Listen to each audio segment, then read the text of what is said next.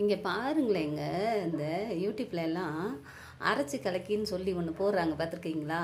அப்படின்னா என்னதுன்னு தானே கேட்குறீங்க. இந்த மாங்காய், வெங்காயம், அப்புறம் சீரகம் இதெல்லாம் அரைச்சி கலக்கி அப்படி அது போட்டு சோறு போட்டு சாப்பிட்டா நல்லாயிருக்கும் அப்படின்னு சொல்லி எல்லாரும் போட்டுக்கிட்டே இருக்காங்களா? அதெல்லாம் கேரளா சைடு அது நல்லாயிருக்கும் அப்படின்றாங்க. மாங்காய் வச்சு அரைச்சி எங்கள் ஊர்லெல்லாம் என்ன செய்வாங்கன்னா, பழைய சோறு இருக்கும்ல, இவங்கெல்லாம் சுடு சோத்தில் நெய் ஊற்றி இந்த அரைச்சி கலக்கி அது மேலே போட்டு அப்படியே பிசைஞ்சு சாப்பிட்டா செம்மையாக இருக்குங்க. சம்மந்தின்னு சொல்கிறாங்க அது பேர். மசியாக அரைச்சிட்டா அப்படி சொல்கிறாங்க, கொஞ்சம் கொத்தையாக அரைச்சா அப்படி சொல்கிறாங்க. எங்கள் ஊரில் என்ன பண்ணுவாங்கன்னா, அந்த பழைய சோறு இருக்கும்ல, அது சாப்பிட்றதுக்கு என்ன பண்ணலாம் அப்படின்னா, தோட்டத்தில் மாங்காய் இருந்ததுன்னு வச்சுக்கோங்க, தோட்டத்துக்கு போயிருந்தோன்னா மாங்காய் இருந்ததுன்னு வச்சுக்கோங்களேன், அதை எடுத்து அங்கே இருக்கிற பச்சை மிளகாவோ இல்லை காஞ்ச மிளகாவோ அதை வச்சு உப்பு வச்சு நல்லா நெச்சிருவாங்க கல்லில். வீட்டிலன்னா அம்மியில் வச்சு நல்லா நெச்சிருவாங்க. நச்சிட்டு அதை எடுத்து சாப்பிடுவாங்க. பழைய சோத்துக்கு தொட்டுக்குவாங்க. அப்படி செய்வாங்க. ஆனால் நாங்கள் எங்கள் ஒரு தோட்டத்துக்கு போவாங்க. ஞாயிற்றுக்கிழமை லீவுன்னு வச்சுக்கோங்களேன், பூ பறிக்கிறதுக்கு கூப்பிடுவாங்க.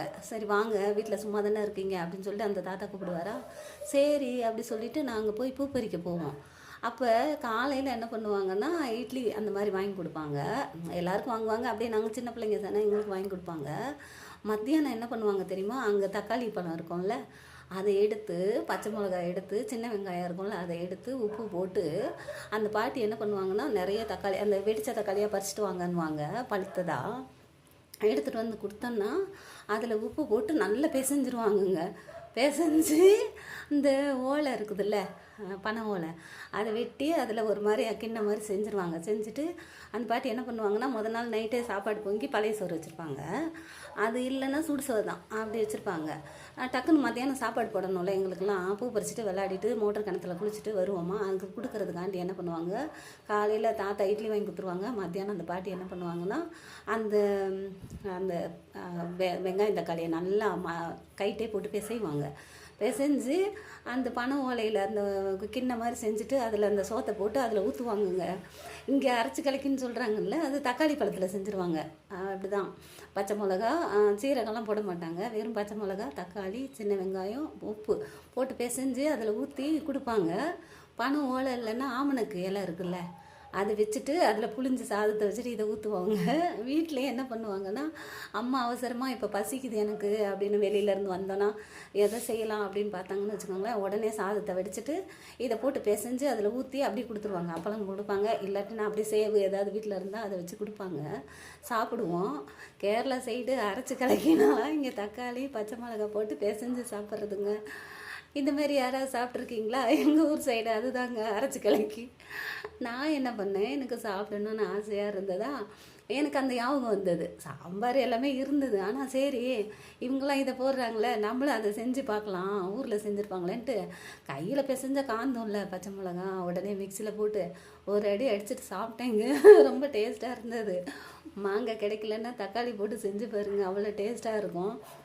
நம்ம ஊர் உள்ளதெல்லாம் விட்டுட்டு வெளியிலேருந்து எடுத்து சாப்பிட்டு பார்க்குறோம்ல, அவங்க ஊரில் அது ஃபேமஸ்னால் நம்ம ஊரில் அந்த தக்காளி வெங்காயம் தாங்க ஃபேமஸு. அவசரமாக பிசைஞ்சு அதை வச்சு கொடுத்துருவாங்க. நல்லாயிருக்கும் டேஸ்ட்டாக. அப்படியே போனால் எப்படி பாடுறேன் கேளுங்க. ஈசாயின் மகன் பாடும் சங்கீதம் கேட்டு ராஜாவை அமர செய்தி, இதுவே சாலமன்னாவினில் ஞானத்தலருளி தேசத்தை சுகந்தரித்தீ. ஈசாயின் மகன் பாடும் சங்கீதம் கேட்டு ராஜாவா அமர செய்தி, இதுவே சாலமன்னாவினில் ஞானத்தலருளி தேசத்தை சுகந்தரித்தீ. பவுலும் சீலாவும் பாடிடும் சங்கீதம் கேட்டு சிறைச்சாலை திறந்து வைத்தீர், இதுவே ஏழை நான் பாடிடும் சங்கீதம் பரலோகம் கேட்டு, ஏழை நான் பாடிடும் சங்கீதம் பரலோகம் கேட்டு, தேவானீர் இறங்கி வாரும், வந்து அருள் மாலை எனக்கு சூட்டும். தேவானீர் இறங்கி வாரும், வந்து அருள் மாலை எனக்கு சூட்டும் இசையாலே அழைத்தேன் அன்பே உமது அன்பே என் இசையாலே வெல்வேன் அன்பே இசையாலே அழைத்தேன் அன்பே உமது அன்பே என் இசையாலே வெல்வேன் அன்பே இசைதான் என் மூச்சு இசைதான் என் பேச்சு இசைதான் என் மூச்சு இசைதான் என் பேச்சு இசையாலே இணையாலும் இறைவா உமை புகழ்வேன் இசையாலே இணையாலும் இறைவா உமை புகழ்வேன். ஆமாங்க, இசையால் கத்தரை புகழுங்க, உங்களையும் ஆசீர்வதிப்பார், என்னையும் ஆசீர்வதிப்பார். ஆமேன். பாய்.